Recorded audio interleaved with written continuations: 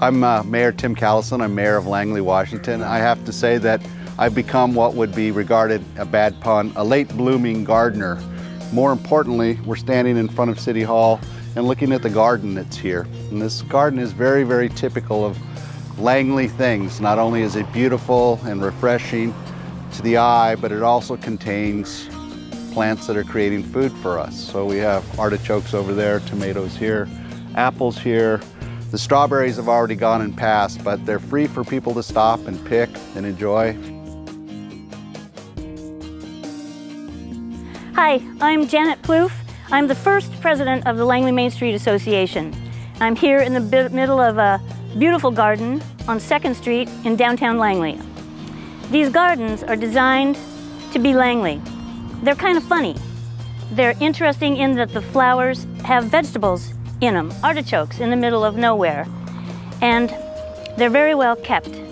They're kind of funky, but they're very well kept. On one weekend in June, 48 volunteers showed up and we planted the entire place.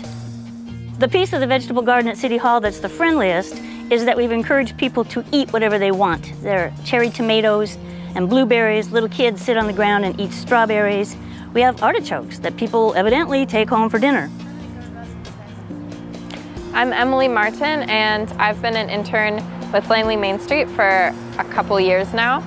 And I'm standing here in the rain garden, which is one of my favorites because I helped pick out some of the Northwest natives.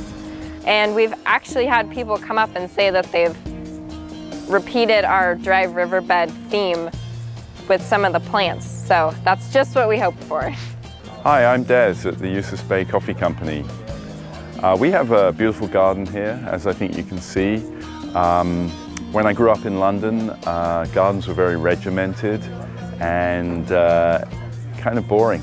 So in the summers, I used to go to Ireland to stay with my grandmother, and she had a beautiful vegetable garden with herbs and everything. And I tried to have some interesting plants, such as cardoons back there, which are in the artichoke family.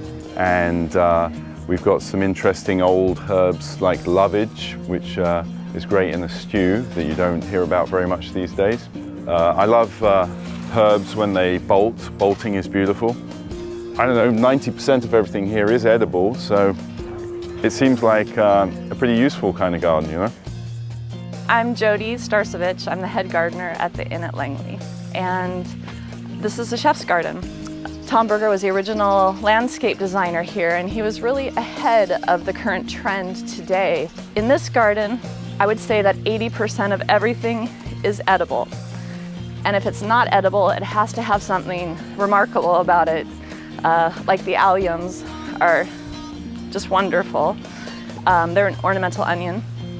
And the chocolate cosmos here are incredibly fragrant and smell of chocolate. And this is hyssop, which is edible, and it smells like fruity bubble gum. And alyssum is throughout the property. I plant that all over and let it go to seed. It is a wonderful honey-scented plant that bring people down the sidewalk. They'll come walking in and can smell this amazing floral honey scent and come in and ask me what it is. To me, it is the heart of the inn, an open heart for all to come in. So I'm Matt Costello. I'm the chef here of the Inn at Langley and also the GM of the hotel, but spend most of my time out here in this garden. It just brings in a lightness to the food that I really like, and kind of a little whimsy too sometimes. Some family might be visiting Langley and we'll just sort of walk through the garden a little bit, and these kids' first experience with some sort of sweet edible flower is always sort of a great experience for me to watch. It smells like chocolate. My name is Ben Courteau, and I am co-owner with Melissa Brown of Flying Bear Farm. We are a full-service florist, but also a flower farm, so we're often called farmer florists. My name is Melissa Brown, and I'm a farmer florist here in Langley, and I'm the owner and lead designer at Flying Bear Farm. We specialize in dahlias and sweet peas. We have a flower CSA. It is our first year of it this year. and we offer a bouquet or a bucket of flowers per week. We do the Friday farmers market down here in Langley. At the market, we bring in tons of buckets of loose flowers and do handmade custom bouquets right there so that people can pick their flowers, and I put them together in a technique called European hand-tied bouquet. And then we have lots of weddings on the weekends. We came here to Whidbey Island about 3 years ago, and we came from Seattle. We were looking for a small community to start our new life, and we looked around at several other towns around Washington, and Langley was the one that caught our interest the most. And we came across the City Hall garden, which is mostly edibles, but also flowers, and has art in it as well. And the fact that it was in the front of City Hall really caught my interest because it's the center of the town government. And it really spoke to Langley's values as a community, and it made it stand out above the other towns in Western Washington that we were looking at. Hi, I'm Ross Chapin, and I'm an architect here in Langley. I've lived and worked here for many years. In the early years, I was on the design review board, the very first board.